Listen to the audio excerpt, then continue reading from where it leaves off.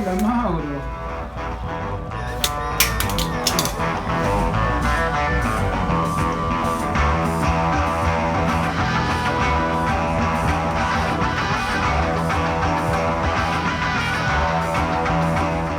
Han pasado 2 meses desde que inició el estado de emergencia.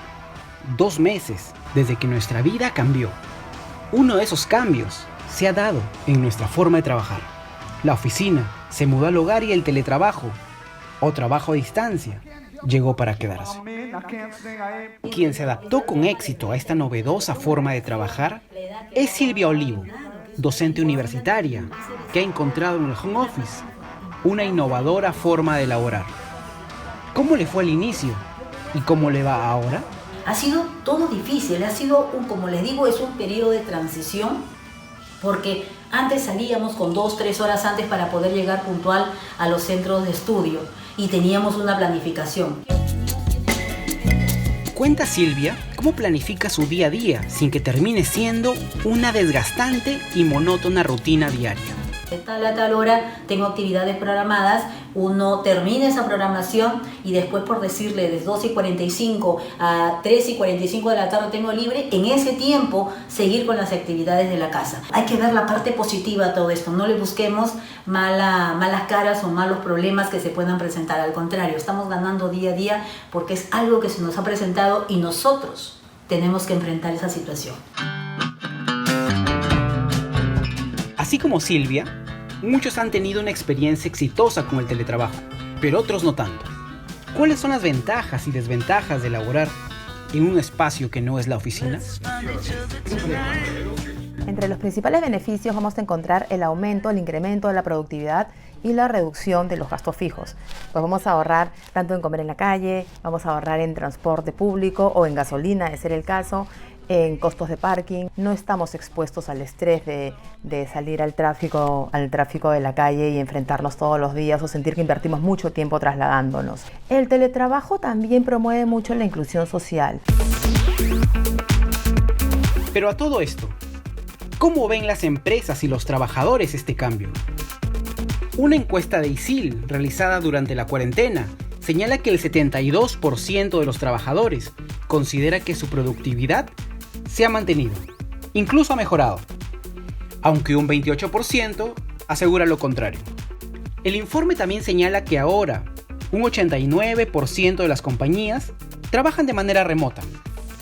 Además, revela que un 73% de las empresas no contaban con políticas para el teletrabajo y un 35% de trabajadores aún se resisten al cambio.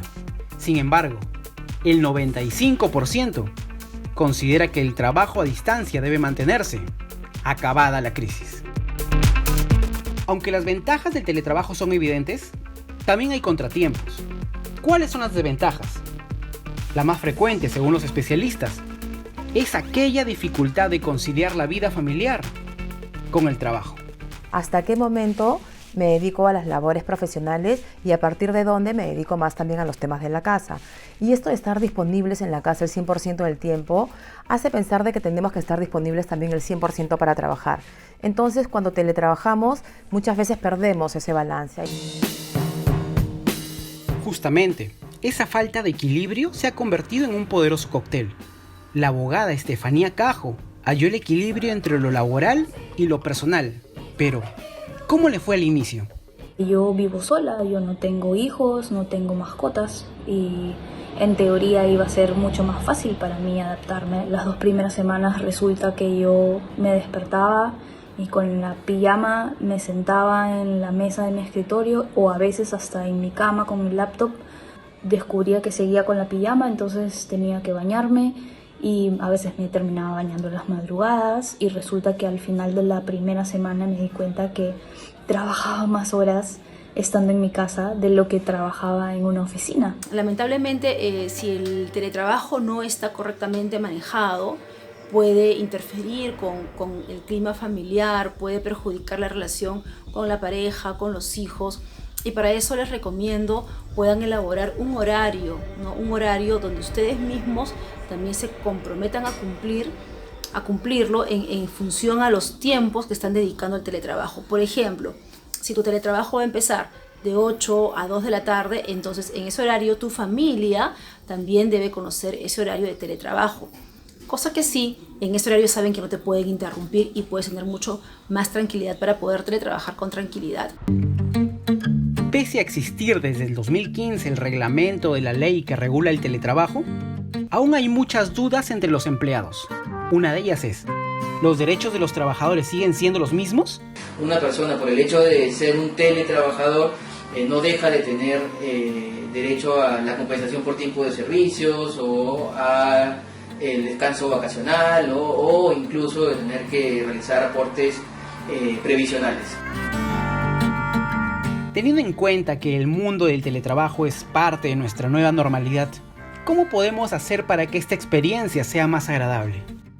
Yo considero que lo mejor que podemos hacer es conseguirnos un espacio físico que tenga las mejores condiciones para hacer bien el teletrabajo. Un espacio físico que tenga una buena iluminación, donde tenga una computadora con muy buena conexión, donde tenga una silla ergonómica también, medianamente ergonómica, dado que estamos en la casa, y además tener un plan estandarizado para teletrabajar. Mi jefe, mi colaborador y yo tenemos que tener clarísimo cuál es ese estándar para teletrabajar, ¿sí? Hasta dónde llega el teletrabajo y dónde ya no es teletrabajo. Así que eso es bien importante. Como ven, el teletrabajo y la vida nos ha cambiado. Por ejemplo, para realizar el siguiente reportaje tuvimos que realizar coordinaciones vía WhatsApp, realizar entrevistas por teleconferencia, incluso grabarnos con el celular y además intentar darnos un poco de vida, de privacidad, atender a mi hijo. Hola, Mauro. Para muchos el teletrabajo llegó para quedarse. Queda adaptarnos. Estamos en ese proceso. Tomará tiempo.